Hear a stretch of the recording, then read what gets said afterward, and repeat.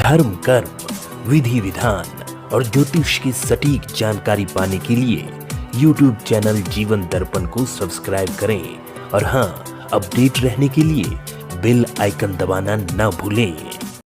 और क्यों करते हैं ना? मिट्टी की मूर्ति की पूजा कब से करते चले आ रहे हैं और क्यों करते हैं?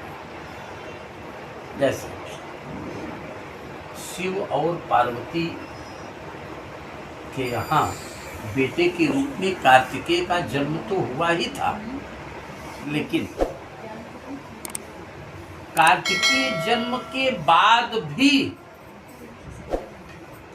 पार्वती अपने माँ की ममता से तृप्त नहीं थी, मातृवत्सलता से तृप्त नहीं थी। क्यों नहीं थी? क्योंकि कार्तिकेय माँ के पास कभी रहता ही नहीं था, केवल पिता के पास ही रहता था।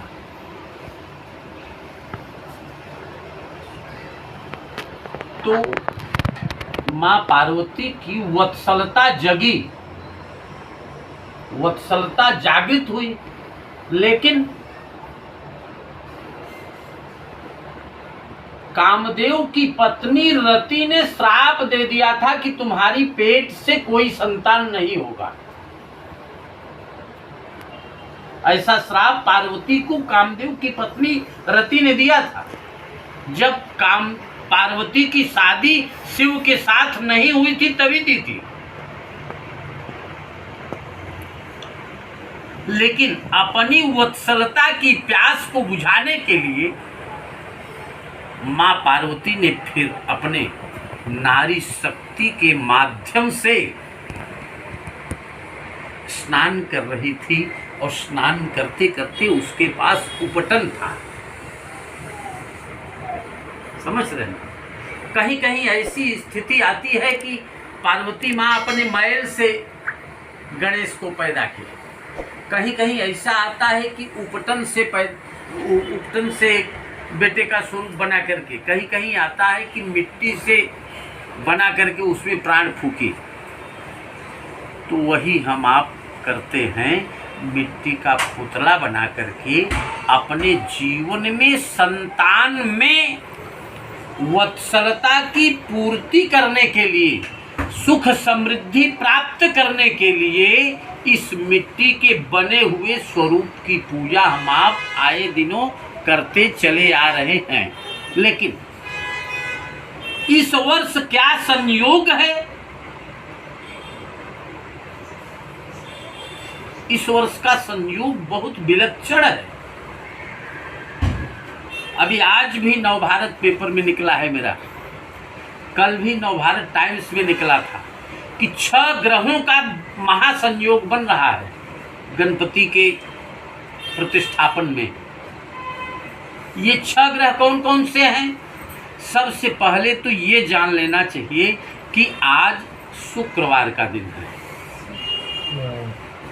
और शुक्रवार के दिन या शुक्र ग्रह व्यापारिक देवता कहे जाते हैं।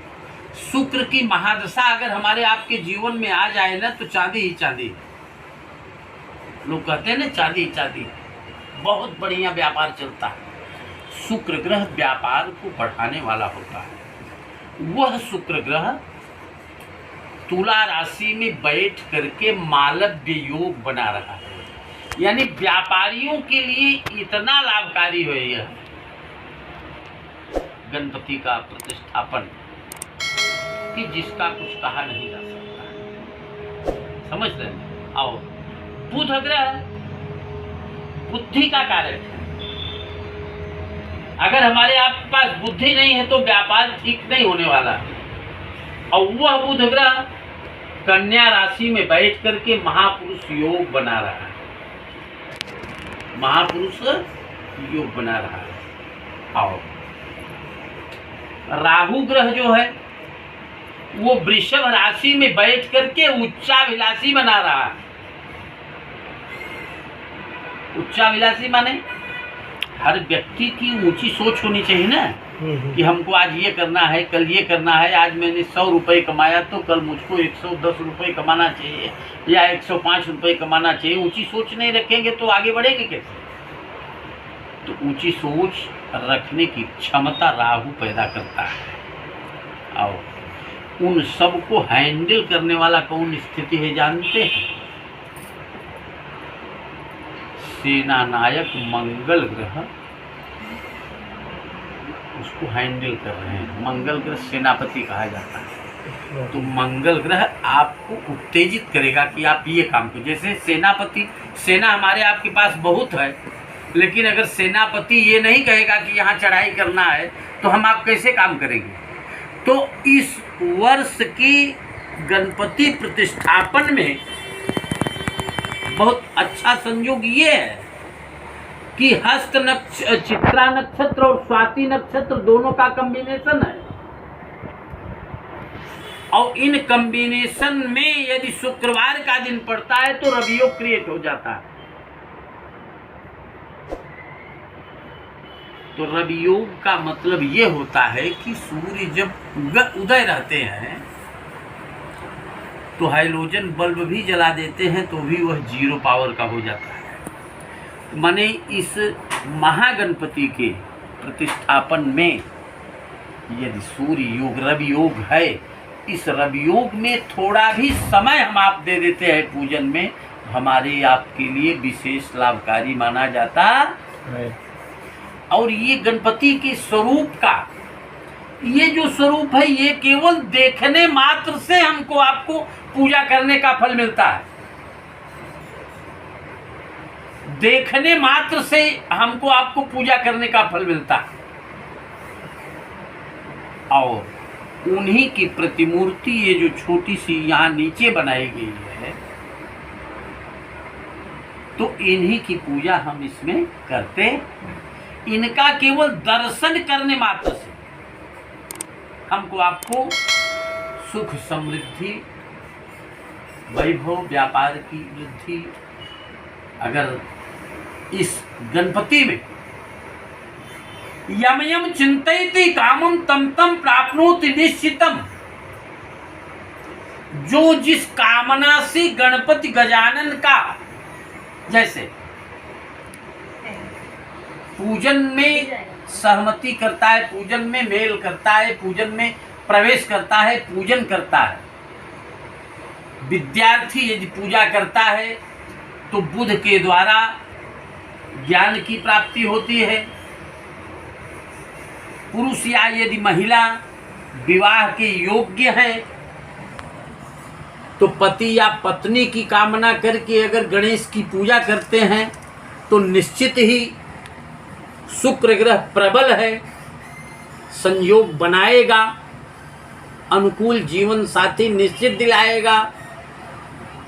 और मंगल ग्रह व्यक्ति को ताकत देने वाला है, विल पावर देने वाला है।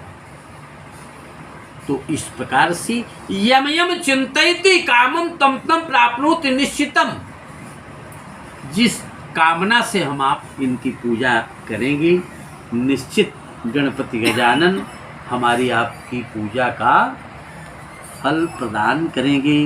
बोलिए गणपति गजानन भगवान की जय। संकटमेव च सप्तमं विघ्नराजेन्द्रं धूम्रवर्णं तथाष्टमं नवमं चन्द्रं च दशमं तुं विनायकम् एकादशं गणपतिं द्वादशं तो विनायकं द्वादशैतानि नामानि त्रिसन्ध्यं व्यापठन् नरः न च विघ्नभयं तस्य सर्वसिद्धिकरं परं। विद्यार्थी लभते विद्यां, धनार्थी लभते धनं, पुत्रार्थी लभते पुत्रान्, मोक्षार्थी लभते गतिं। जपेद गणपतिस्तोत्रं षड्भिर्मासे फलं लभेत, संवत्सरेण सिद्धिं च लभते नात्र संशयः। अष्टाब्जो ब्राह्मणेभ्यश्च लिखित्वा यः समर्पयेत तस्य विद्या भवेत् सर्वा गणेशस्य प्रसादतः। ओम महालक्ष्मी नमः। ओम हिरण्यवर्णां हरिणीं सुवर्णा रजतस्रजां चन्द्रां हृणमयीं लक्ष्मीं जातवेदो महावः। तामावह जातवेदो लक्ष्मीमनवगामिनीं यस्यां हिरण्यं विन्देयं गामशम्भुर्हानहम् अश्वपूर्वामृतमद्यां हस्तिनादप्रमोदिनीं श्रियं देवीमुपहवै जुगदां काशोस्मितां हरिणिप्राकारा मार्द्रां ज्वलन्तीं तृप्तां तरपर्यन्तीं पद्मे स्थितां पद्मवर्णां तामिहोपहवै श्रियं प्रभासां यशसा ज्वलन्तीं श्रियं लोके देवजुष्टामुदारं तां पद्मनेमीं शरणं प्रपद्ये लक्ष्मीर्तां त्वावृणेमि आदित्यवर्णे तपसोऽधिजातो वनस्पतिस्तव वृक्षोऽथ बिल्वा तस्य फलान् तपसानुदन्तो मायान्तरायाश्च लक्ष्मी उपैतु मां देवसखः कीर्तिश्च मणिनाशः प्रादुर्भूतो सुराष्ट्रेष्मिन् कीर्तिवृद्धिं